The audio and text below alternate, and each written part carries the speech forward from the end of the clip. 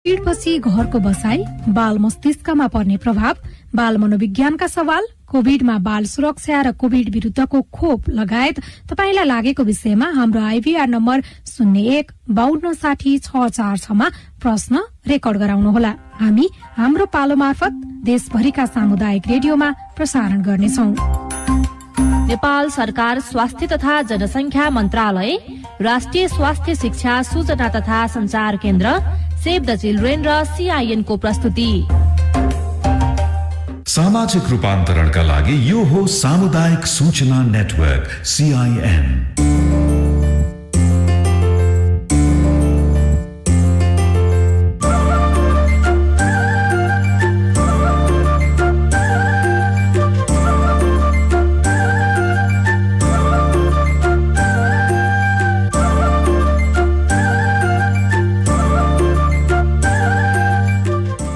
नमस्कार। Novel corona virus अर्थात् COVID-19 को दोस्रो लहरबाट परेको प्रभाव र पुनरुत्थानका बारेमा विभिन्न कोणबाट छलफल हुने कार्यक्रम जीवन रक्षामा तपाईलाई हार्दिक स्वागत छ। म लील प्रकाश चन्द।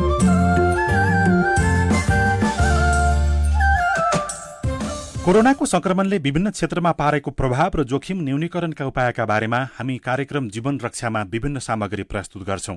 UNDP संघको सहकार्यमा सामुदायिक रेडियो प्रसारक संघ अकोराबद्वारा सञ्चालित CIN को प्रस्तुति यो हो कार्यक्रम जीवन रक्षा।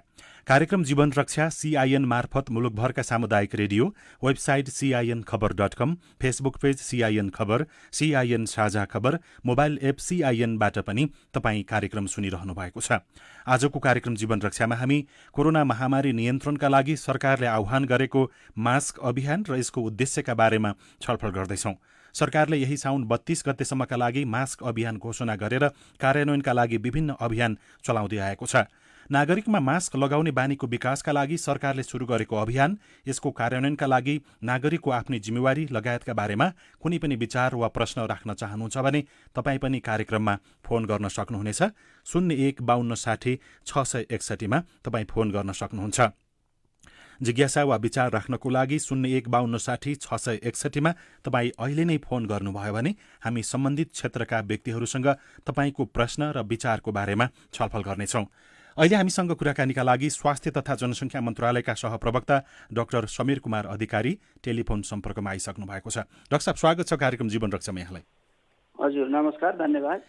मास्क अभियान सुरु भयो, के छ अहिलेसम्मको स्थिति हेर्दाखेरि केही परिवर्तन अथवा प्रभाव देखियो कि अथवा अझै पनि मेहनत गरिराख्नु परेको अवस्था छ अथवा नागरिकले आफैलाई फेरि पटक पटक सोध्नुपर्ने अवस्था आइराखेको छ मास्क लगाउने बारेमा? अहिले हामीले नेपाल सरकारले गरेको निर्णय अनुसार, अभियानको शुभारम्भ गरे अनुसार श्रावण 23 गतेदेखि मास्क अभियान हामी हरेक नेपालीहरू जिम्मेवार हुन्छौँ, गर्छौँ भन्ने हिसाबले सुरुवात गरिएको छ। मास्क अभियान एउटा मास्कलाई सिम्बोलिक रूपमा लिएर जनस्वास्थ्यका मापदण्डहरू सम्पूर्णको पालना गर्दै संक्रमण रोकथाम नियन्त्रण गर्नुपर्छ र यसका लागि म आफू पनि मास्क लगाउँछु, अरूलाई पनि मास्क लगाउन प्रेरित गर्छु, म जिम्मेवारी नेपाली हुँ भन्ने हिसाबले त्यो सन्देशका साथ यो अभियान सुरु गरिएको छ।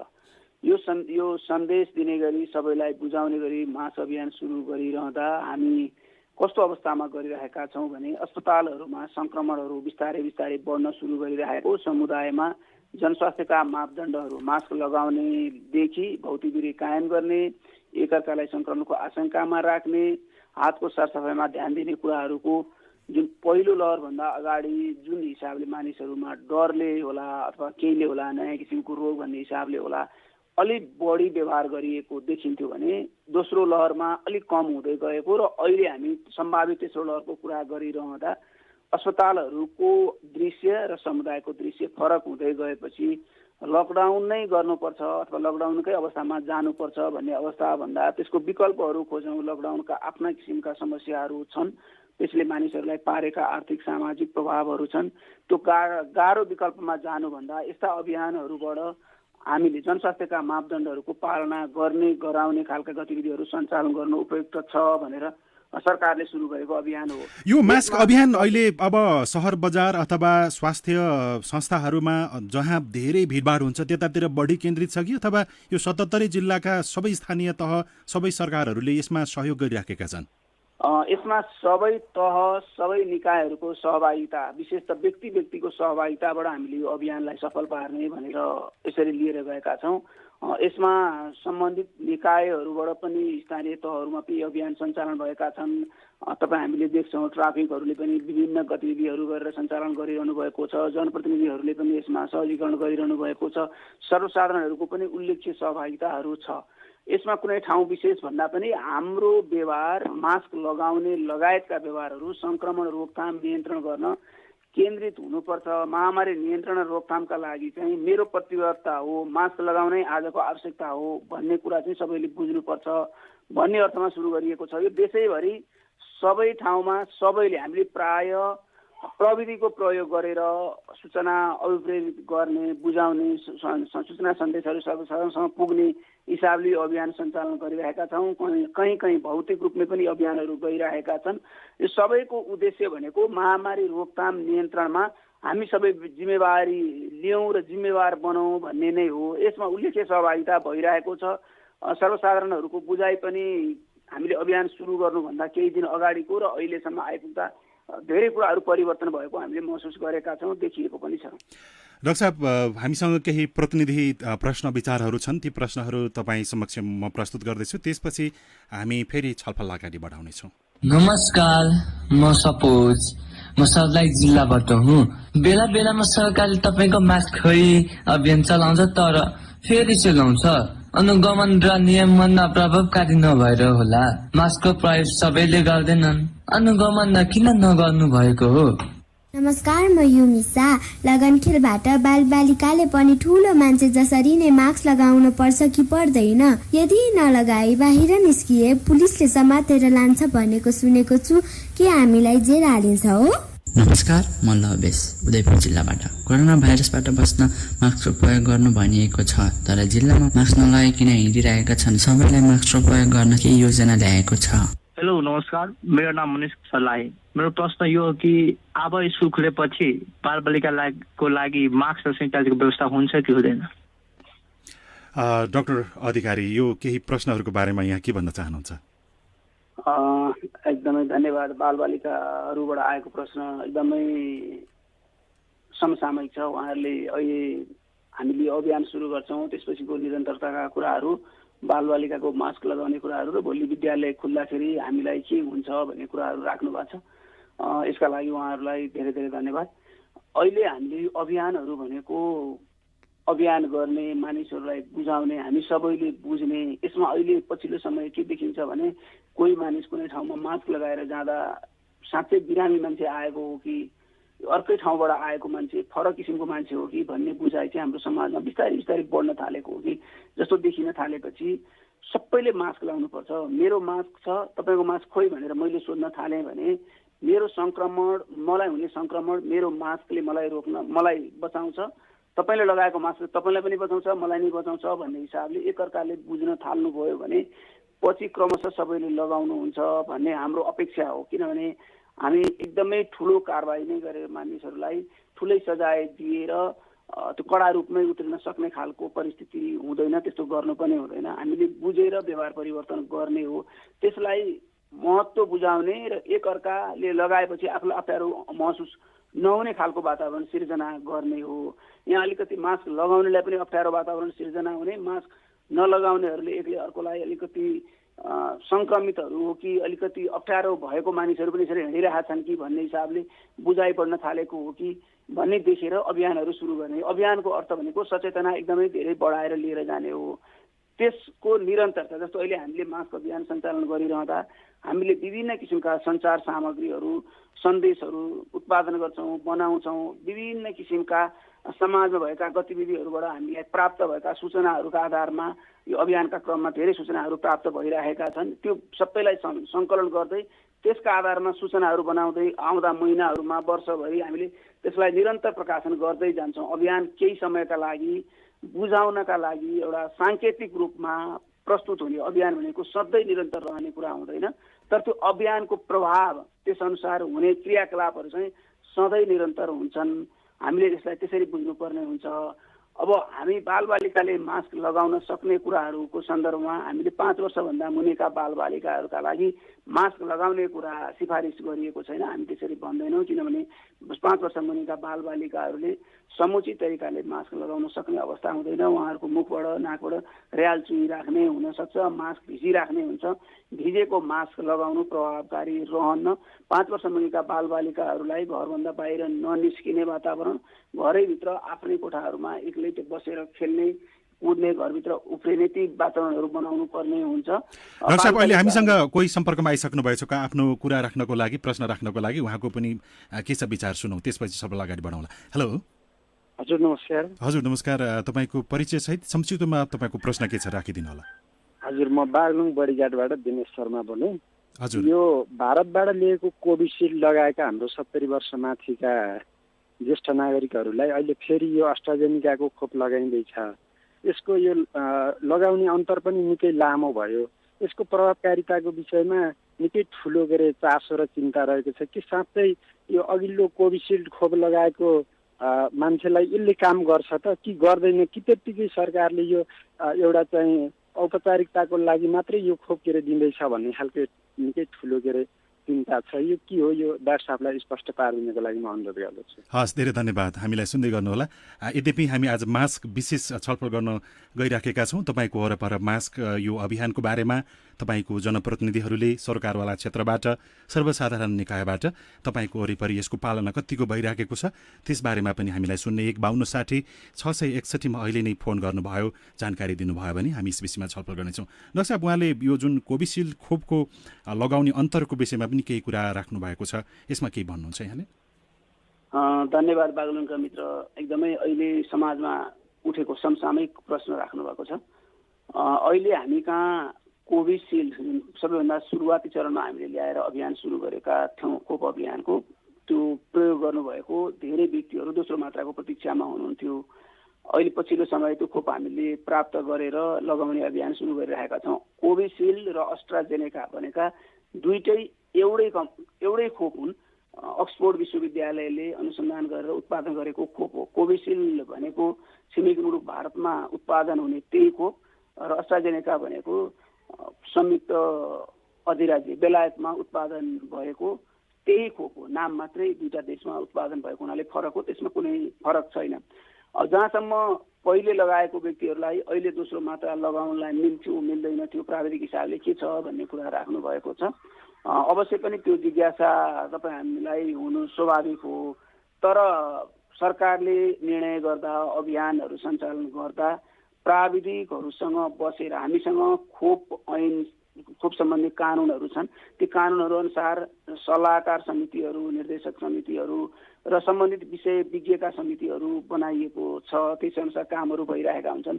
जति पनि नेपालमा खोप सम्बन्धी निर्णयहरू लिनुपर्छ, त्यस लिनुपर्दाखेरि सम्बन्धित विषय विज्ञहरूको राय लिएर उहाँहरूसँग बसेर उहाँहरूले पनि विश्व स्वास्थ्य सङ्गठनले तयार गरेको अन्तर्राष्ट्रिय रूपमा एउटा सल्लाहकार समिति छ, त्यसलाई सेज भनिन्छ। उक्त समितिले दिएको सल्लाह अनुसार मात्रै उहाँहरूले यहाँ निर्णय गर्ने, सिफारिस गर्ने कामहरू गर्नुहुन्छ र अरू विभिन्न अन्तर्राष्ट्रिय रूपमा भएका अनुसन्धानहरू र त्यसअनुसार प्रकाशन भएका आलेखहरूका आधारमा विचार विमर्श गरेर मात्रै सल्लाह दिन्छ। त्यसैको आधारमा निर्णय लिने खालको हुन्छ।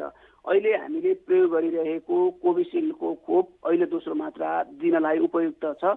त्यो दिँदाखेरि हाम्रो प्रभावकारिता, खोप लगाएपछि रोग प्रतिरोधात्मक क्षमता विकास हुने जुन प्रभावकारिता छ त्यो प्रभावकारिता धेरै गुणा बढेर जान्छ।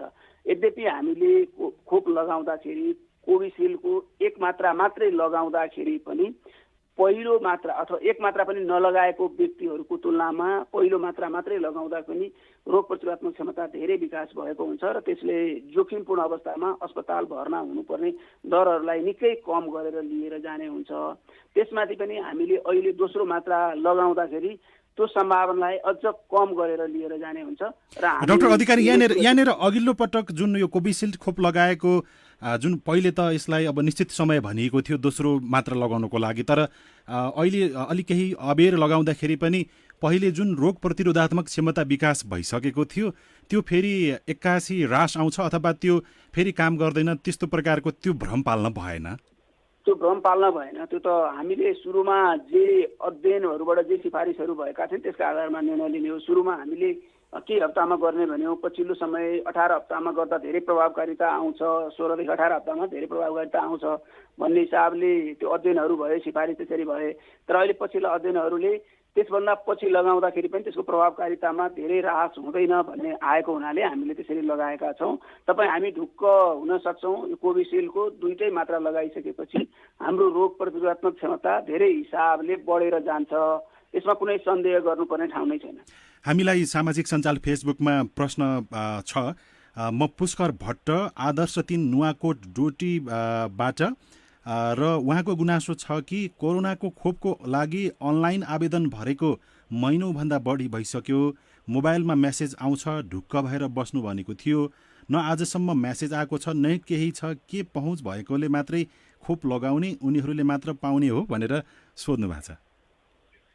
हामीले कोभिड-19 विरुद्धको खोप अभियान सञ्चालन गर्दा हामी कहाँ संक्रमण भएको अथवा सम्भावित संक्रमणको जोखिम र अस्पताल भर्ना हुनु परेको दर, मृत्यु हुनु परेको दर र सम्बन्धित उमेर समूहहरूका हिसाबले अथवा पेशागत समूहका हिसाबले भएको सम्पूर्ण जनसङ्ख्यासँग त्यो दरहरूको तुलना गरेर विश्लेषण गरेर जोखिम आकलन गरेका हुन्छौँ, सुरुदेखि गरिआएका छौँ। त्यो जोखिम आकलनका आधारमा कोभिड-19 विरुद्धको खोप कसलाई पहिले लगाउँदा धेरै क्षति कम गर्न सकिन्छ, सम्भावित अस्पताल भर्नाहरूलाई धेरैभन्दा धेरै कम गर्न कसरी सकिन्छ भन्ने हिसाबले प्राथमिकता निर्धारण गर्दै लगाउनु परेको अवस्था हो। किनभने खोपको उपलब्धता, लगाइदिने कुराहरू, भण्डारणका कुराहरू, ढुवानीका कुराहरू हामीले एकैचोटि 2,17,18 लाख जति मानिसलाई लगाउने भन्ने जुन लक्ष्य राखेका छौँ, एकैचोटि एउटै समयमा लगाउन सकिँदैन। 18 वर्षभन्दा माथिका व्यक्तिहरूलाई जुन सिफारिस गरिएको छ खोप, त्यो भनेको 2,18 लाख जति जनसङ्ख्या हुन आउँछ। त्यस्तो अवस्थामा हामीले जोखिमका आधारमा क्रमशः जुन उमेर समूह, जुन पेसा समूहहरूलाई बढी जोखिम छ त्यसै अनुसार लक्षित गरेर लगाउँदै आएका छौँ। अब यसलाई पनि हामीले सुरुदेखि पहिला आफैले अनलाइन फर्म भरेको आधारमा खोप लगाउने व्यवस्था गर्दै उहाँहरूलाई मेसेज पठाउँदै बोलाउँदै लगाउँदै गर्ने भन्ने हिसाबले तयारी पनि गरिएको हो। तर हाम्रो भूगोलको कारण, हाम्रो भनौँ न शैक्षिक अवस्था, जुन उमेर समूहहरूलाई हामीले खोप लगाउँदै गएका छौँ, यी सबै कुराहरूले हेर्दा त्यति व्यवहारिक नहुने अवस्था देखिएपछि हामीले उमेर समूह अनुसार सूचना जारी गरेर खोप अभियानमा सहभागी हुन खोप केन्द्रहरूमा बोलाउँदै लगाउँदै गरिएको अवस्था छ। तर क्रमशः युवा वर्गहरूमा, युवा भनेको अलिकति हामी 40 वर्षभन्दा तल आउँदै जाने अवस्थाहरू हुँदै जाँदा उमेर समूहका हिसाबले उहाँहरूलाई फर्म भर्न पनि सहज हुँदै जाने, उहाँहरूलाई केन्द्रमा बोलाउन पनि सहज हुँदै जाने अवस्था सिर्जना हुँदै जाँदा प्रि रेजिस्ट्रेसनकै आधारमा हामीले खोपको पालो लगाउन सक्छौँ। अहिलेसम्म हामीले त्यसरी सबैतिर त्यही अनुसार गर्न सकिसकेका छैनौँ। तर केही ठाउँहरूमा हामीले प्रि रेजिस्ट्रेसनका आधारमा सुरु गर्ने गरी कामहरू गरेका छौँ, अगाडि बढाएका छौँ। प्रि रेजिस्ट्रेसन गर्दा हामीले प्रि रेजिस्ट्रेसन भरेका छौँ, हाम्रो पालो आएको छ भने खोप केन्द्रमा गएर मैले प्रि रेजिस्ट्रेसन यसरी भरेको छु भनेर जानकारी गराउँदाखेरि उहाँहरूले खोप लगाइसकेपछि त्यो सूचना त्यसमा दर्ता गरिदिनुहुन्छ र पछि हामीलाई सर्टिफिकेट लिनुपर्ने जुन हुन्छ, क्युआर कोडहरू सहितको सर्टिफिकेट लिनलाई हामीलाई सहज हुन्छ। त्यो सहजै हामीले प्रयोग गरेको युजर नेम पासवर्डहरूका आधारमा हाम्रो मोबाइलमा सहजै आउँछ। हामी फेरि त्यो सर्टिफिकेटका लागि लाइन बस्नुपर्ने अथवा फेरि जानुपर्ने अवस्था हुँदैन।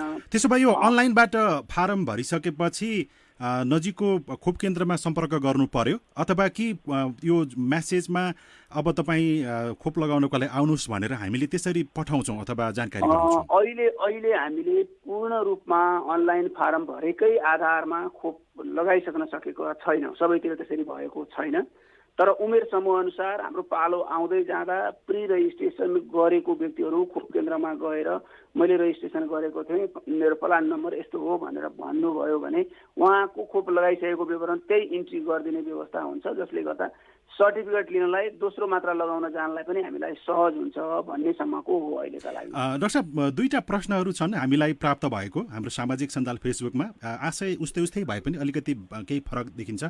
पुनम प्रधान राईले लेख्नुहुन्छ, यहाँ त प्राय पसलहरूमा के अरे यो मास्क नलगाएको देखिन्छ, मास्क किन नलगाउनु भएको भनेर सोद्धा सास फेर्न गाह्रो हुन्छ, मास्क लगाएर बिरामी परिन्छ कि भनेर डर छ भनेर पसलमा सुनिन्छ, त्यस्तो व्यक्तिलाई कसरी सम्झाउने हो त्यो उपाय चाहिँ बताइदिनुहोस् न भनेर एउटा उहाँले सोध्नु भएको छ। अर्को प्रश्न नुच्छे नारायण श्रेष्ठले पठाउनु भएको छ, मास्क नलगाई बाहिर जानु पर्दैन भन्ने मित्रलाई नै कोरोना पोजिटिभ भएको पनि देखियो, कोरोनाबाट बच्न मास्क मात्र होइन होला हात धुने बानी पनि बसाल्नुपर्छ कि भनेर लेख्नु भएको छ। धन्यवाद प्रश्नको लागि। अहिले हामी मास्क अभियान सञ्चालन गरिरहँदा मास्क मात्रै भनेर पक्कै पनि भनेका छैनौँ, किनभने हामीले जुन एसएमएस भनिरहेका छौँ, सोसियल डिस्टेन्सिङ, मास्क र सेनिटाइजेसन अथवा हातको सरसफाइ भनेर 3टा कुरा भनेका छौँ। यो 3वटा चिजहरूमध्ये हामीले साङ्केतिक रूपमा अभियान सञ्चालन गर्न सकिने भनेको तपाईँको मास्क खोइ, तपाईँले मास्क लगाउनु भयो कि भएन, तपाईँ जिम्मेवार बन्नुहोस्, अरूलाई पनि जिम्मेवार बनाउन लगाउनुहोस् भनेर मास्कलाई जोड दिएर यो 3वटै कुरा सँगै लिएर जान उपयुक्त भएको हुनाले हामीले मास्क अभियान भनेर मास्कलाई लिएका हौँ। यसमा जनस्वास्थ्यका सबै मापदण्डहरू सँगै पालना गर्नुपर्छ, सँगै सबै कुराहरू चाहिन्छ। तर सार्वजनिक स्थलमा हामीले भन्दा खोज्दा मास्क खोइ भन्यो भने मानिसले मास्क खोइ पनि आफूले खोज्ने भयो। अर्को मास्क मात्रै होइन, अर्को मानिससँग सङ्क्रमण छ भने मलाई नि सर्न सक्दैन, उनले मास्क लगाइरहेछ, मैले नि मास्क लगाइरहेको छु, हामी कोभिड महामारीमा छौँ भन्ने पनि उहाँको मानसपटलमा पर्छ। होइन भने कसैले पनि मास्क नलगाउँदा हामी कोभिडबाट बाहिर आइसक्यो कि हाम्रो मानसपटलमा कोभिड नै छैन कि भन्ने पर्छ कि भन्ने हिसाबले पनि हामीले साङ्केतिक रूपमा यसलाई त्यसरी लिएका छौँ। मास्क लगाउने सन्दर्भमा मानिसहरूले धेरै किसिमका अप्ठ्याराहरू बहानाहरू हुन्छन्, तर लगाउनका लागि एउटा मात्रै बहाना पर्याप्त छ। महामारी रोकथाम नियन्त्रण गर्न योभन्दा बाहेक, जनस्वास्थ्यका मापदण्ड भन्दा बाहेक अर्को उपाय, बलियो उपाय छैन भन्ने आधार मात्रै सबैभन्दा बढी प्रभावकारी छ। हामीले त्यतिलाई बुझ्न सक्यौँ भने भोलि हामी अस्पताल जानुपर्ने, हाम्रा घर परिवारका मानिसहरू अस्पताल भर्ना हुनुपर्ने, अस्पतालमा उपचार गर्दा के हुन्छ कसो हुन्छ भन्ने कुराहरू त्यो पीडा अथवा त्यो दुःख, त्यो खर्च हामीले मानसपटलमा राख्नु पर्दैन। डाक्टर साहब यहीँनिर तपाईँलाई म यो पनि सोध्न चाहन्छु कि जस्तो मास्क अघि यहाँले 5 वर्षभन्दा मुनिका बालबालिकालाई मास्क त्यति लगाउन उनीहरूले उपयुक्त नठान्न सक्छन् भन्नुभएको थियो, अरू कुनै स्वास्थ्य समस्या भएका व्यक्ति ताकि उनीहरूले पनि मास्क लगाउने भन्दा घर बाहिर ननिस्किनेतर्फ ध्यान दिनुपर्छ भन्ने यहाँको केही सुझाव छ? हामीले महामारी रोकथाम नियन्त्रण गर्ने भन्दा बाहेक अर्को विकल्पबाट महामारीसँग हामी जुझ्न सक्दैनौँ। त्यसका लागि हामीले गर्ने भनेकै, किनभने यो भाइरस चाहिँ जुनसुकै व्यक्तिको फोक्सोमा हुनसक्छ, कसैलाई लक्षण देखिन सक्छ, कसैलाई लक्षण नदेखिन सक्छ, तर एकले अर्कोलाई सार्न सक्छ। सार्ने क्रममा कसैलाई एकदमै धेरै गाह्रो हुन सक्छ। हामीले यो कुरा चाहिँ बुझ्नुपर्छ। त्यो बुझिसकेपछि हामी मान्छे भेट्ने कुरा चाहिँ सोच्छौँ, यो सोचनीय विषय बन्छ। त्यस्तो हुँदा म घरभन्दा बाहिर निस्किनु पर्छ भने के का लागि त म ननिस्किएर घरमै बसेर मैले त्यसको अर्को वैकल्पिक उपाय गर्छु कि गर्न सक्छु कि सक्दिनँ? किनभने बाहिर कोभिड-19 को महामारी छ, बाहिर जो कसैलाई सङ्क्रमण हुनसक्छ, मैले सङ्क्रमण ल्याउन सक्छु। मेरो घरमा ज्येष्ठ नागरिकहरू हुनुहुन्छ, दीर्घरोगीहरू हुनुहुन्छ, मेरै अवस्था त्यो भाइरस मेरो शरीरभित्र प्रवेश गरेपछि के हुन्छ मलाई थाहा छैन भन्ने अवस्था हामीले राख्न सक्यौँ भने, त्यो मानसपटलमा राख्न सक्यौँ भने घरभन्दा बाहिर ननिस्किने उपायहरू हामीले धेरै खोज्छौँ। निस्किनै पर्दाखेरिको अवस्थामा हामीले एकअर्कालाई सङ्क्रमणको आशंकामा राखौँ, भौतिक दूरी कायम गरौँ, मास्कको समुचित तरिकाले सबैले प्रयोग गरौँ र जहाँ पाए त्यहीँ हातले नछौँ, हातले अनुहार छुने बानीहरूलाई पूर्ण रूपमा बन्द गरौँ र हातले कहीँ कतै छोइहालिएको छ भने साबुन पानी उपलब्ध भएसम्म, साबुन पानीले उपलब्ध नभएको खण्डमा सेनिटाइजरले हातमा भएका भाइरसहरूलाई मार्ने पखाल्ने कामहरू चाहिँ हामीले गरौँ भनेर भनिरहेका छौँ। हामीले सबैभन्दा बढी बुद्धिमानी घरभन्दा बाहिर ननिस्किनुमै हुन्छ, तर निस्किनुपर्ने बाध्यात्मक अवस्था हुनसक्छ, किनभने हामी निषेधाज्ञाको अवस्थामा बस्दा धेरै व्यक्तिहरूलाई आर्थिक सामाजिक रूपमा समस्या भयो, धेरै किसिमका मानसिक तनावहरू भए, हाम्रा रोजगारी पेसाहरूका कुराहरूमा धेरै समस्या भयो भन्ने कुराहरू हामी धेरैले सुनेका छौँ, भएका छौँ, हामी सबैलाई थाहा छ। त्यही भएर हामीले पेसा व्यवसाय गर्छौँ अथवा पसल सञ्चालन गर्छौँ, केही गर्छौँ, कहीँ जानै पर्ने छ, हामीले घर भाडा तिर्नुपर्ने होला, हामीले पेसा व्यवसाय गरेर रोजीरोटी चलाउनु पर्ने होला, त्यस्तो गर्ने क्रममा हामीले मास्कको अनिवार्य प्रयोग गर्नुपर्ने हुन्छ। तपाईँ हामी कोही पसल सञ्चालन गर्छौँ र मास्क प्रयोग गर्दैनौँ भने तपाईँ हामी कहाँ आउने मानिस यति धेरै फरक ब्याकग्राउन्डबाट आउनुहुन्छ, धेरै फरक किसिमका पृष्ठभूमिबाट आउनुहुन्छ, कसलाई के संक्रमण भएको छ हामीलाई थाहा हुँदैन, कसलाई के रोग लागेको छ हामीलाई थाहा हुँदैन। एउटाको संक्रमण तपाईँलाई सर्छ, तपाईँले धेरै व्यक्तिलाई सार्ने खालको वातावरण बन्छ। त्यही भएर तपाईँ संक्रमण चक्र अगाडि बढाउनका लागि वाहक नबन्नुहोस् भन्नका लागि मास्क लगाउनुपर्छ। तपाईँ हामी जोखिममा नजाउँ भन्नका लागि मास्क लगाउनुपर्छ। सकेसम्मको अवस्थामा हामी घरभित्र नै बस्नुपर्ने हुन्छ। मास्क नलगाउन हामीले मास्क लगाउँदा अप्ठ्यारो हुन्छ, असजिलो हुन्छ, सास फेर्न गाह्रो हुन्छ, बाफ निस्किन्छ, पसिना निस्किन्छ, मास्कको डोरीले कान दुख्छ, मास्क लगाए बोल्ने अरूले सुन्दैन, मास्क किन्ने पैसा छैन, अरूले त लगाएको छैन मैले किन लाउने, यी यावत बहानाहरू हामीले मास्क नलगाउनका लागि खोज्न सक्छौँ। तर हामीले महामारी छ, महामारीको उपचार छैन, यसको रोकथाम नियन्त्रण मात्रै हो। यसका लागि प्रभावकारी उपाय भनेको जनस्वास्थ्यका मापदण्ड मात्रै हुन्। भौतिक दूरी कायम गर्ने, मास्क लगाउने, हातको सरसफाइमा ध्यान दिने बाहेक अर्को उपायले धेरै ठुलो काम गर्न सक्ने हामीसँग छैन भन्ने कुरा मात्रै बुझ्यौँ भने हामीले मास्क लगाउनलाई आफू पनि प्रेरित हुन्छौँ, अरूलाई पनि अभिप्रेरित गर्छौँ भन्ने हाम्रो बुझाइ हो। डाक्टर साहब, हामी कार्यक्रमको झन्डै अन्त्यमा आउँदैछौँ। यद्यपि अब स्थानीय सरकारहरू सबै क्षेत्रमा पहुँच पुग्नको लागि जनप्रतिनिधिहरूको सबभन्दा ठुलो भूमिका छ। त्यसै गरी अहिलेको यो जुन सरकारले लिएको मास्क अभियान लगायत खोप बारेको अभियान पनि छ। यसमा अहिले कार्यक्रम सुनिरहनुभएका जनप्रतिनिधिहरूलाई यहाँ केही संक्षिप्तमा अनुरोध गर्न चाहनुहुन्छ? हामी अहिले महामारीको कठिन अवस्थाबाट गुज्रिँदैछौँ। हामीले दोस्रो लहरको चुनौतीपूर्ण अवस्था भोगेका छौँ। हामी जनप्रतिनिधिहरूले जे व्यवहार गर्छौँ हामी स्थानीय रूपमा सबैभन्दा ठुलो रोल मोडल हुन्छौँ। हामीलाई सर्वसाधारणहरूले हेरिरहनु भएको हुन्छ। तपाईँ हामीले मास्क लगाइदिने र अरूलाई पनि खोइ मास्क बाबु किन नलगाएको, तपाईँले किन नलगाइदिनु भएको, हजुरले मास्क लगाउनु भयो भने त अरूलाई पनि रोक्न सकिन्छ सङ्क्रमण, तपाईँलाई पनि सङ्क्रमण आउँदैन भन्ने मात्रै गरिदिउँ। र जुनसुकै कार्यक्रमहरूमा हामी जाँदा मास्क अनिवार्य प्रयोग गरेर मात्र, भौतिक दूरी कायम गरेर मात्र, भिडभाड नहुने खालका कामहरू मात्रै गरेर हामीले गऱ्यौँ भने अरू सर्वसाधारणहरूले पनि उहाँहरूले मास्क लाउनु भएको छ, ठुलो मान्छेले मास्क लाउने रहेछ, उहाँ बिरामी नभए पनि लाउनु भएको छ भने चाहिँ हामीले नै लाउनुपर्छ भनेर सिक्नुहुन्छ।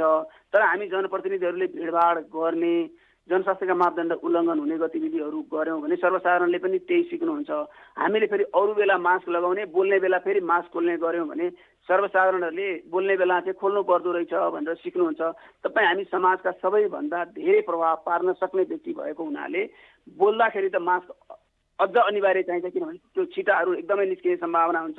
यी कुराहरूमा हामीले साना साना कुराहरूमा ख्याल गरिदियौँ भने सर्वसाधारणहरूबाट पनि यही व्यवहारहरू हुन्छ भन्ने अपेक्षा गर्नुपर्छ र महामारी नियन्त्रण गर्न सकिने अवस्था हुन्छ।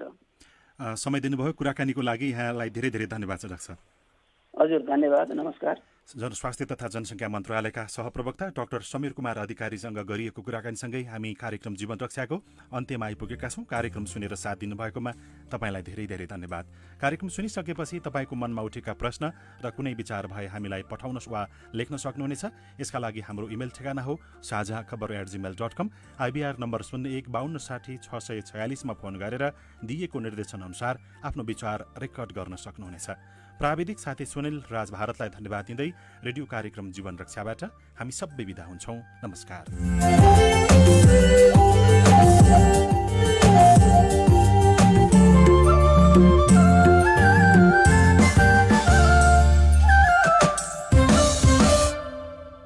कोभिड-19 पहिलो डोज खोपको लागि स्वैच्छिक आवेदन फारम बारे अत्यन्त जरुरी सूचना।